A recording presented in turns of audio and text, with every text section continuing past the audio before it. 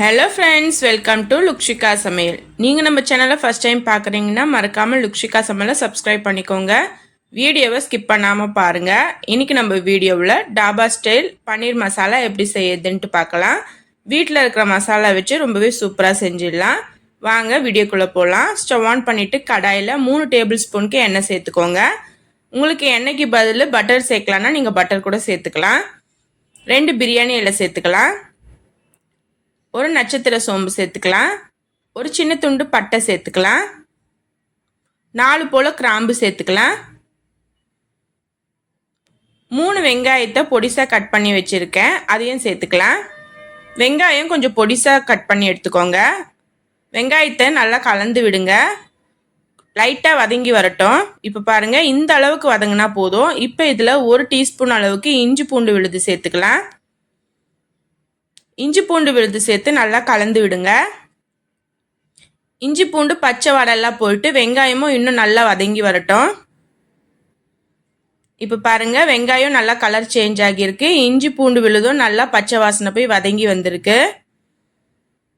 3 பெரிய சைஸ் தக்காளியை ஜூஸ் அடித்து வச்சுருக்கேன், அதை சேர்த்துக்கலாம். நம்ம கட் பண்ணி சேர்க்கறத விட இந்த மாதிரி ஜூஸ் அடித்து சேர்த்தோம்னா நல்ல கலர் கொடுக்கும், அதனால தான். இப்போ நல்லா கலந்து விடுங்க. தக்காளி நல்லா வதங்கி வரட்டும். நல்லா சுருண்டு எண்ணெயெல்லாம் பிரிஞ்சு இந்த மாதிரி வரணும். இப்போ ஒரு வாட்டி நல்லா கலந்து விட்டுடலாம்.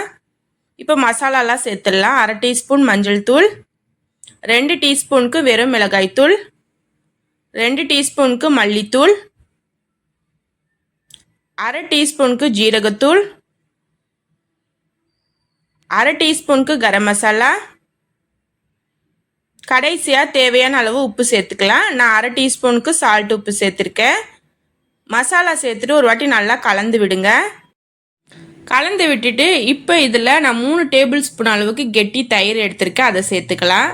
ரெஸ்டாரண்ட்லலாம் ஃப்ரெஷ் க்ரீம் சேர்ப்பாங்க, நான் அதுக்கு பதில் தயிர் சேர்க்குறேன், நல்ல ஃப்ளேவர் கொடுக்கும். இப்போ ஒரு வாட்டி நல்லா கலந்து விட்டுட்டு தண்ணி சேர்த்துக்கலாம். நான் பெரிய கிளாஸில் 1 கிளாஸ் அளவு தண்ணி சேர்த்துருக்கேன். தண்ணி சேர்த்துட்டு நல்லா கலந்து விட்டுட்டு ஸ்டவ்வை மீடியம் ஃப்ளேமில் வச்சுடுங்க.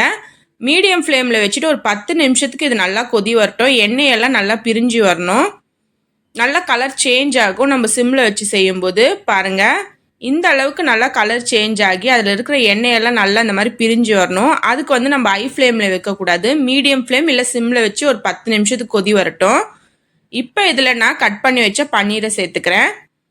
பன்னீர் சேர்த்துட்டு கொஞ்சமாக கசூரி மேத்தி சேர்த்துக்கோங்க. நான் 1/2 டீஸ்பூன் அளவுக்கு கசூரி மேத்தி சேர்த்துக்கிறேன். சேர்த்துட்டு நல்லா கலந்து விடுங்க.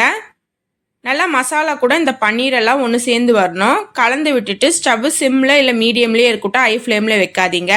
வச்சு இன்னும் ஒரு 5 நிமிஷத்துக்கு நல்லா கொதி வரட்டும்.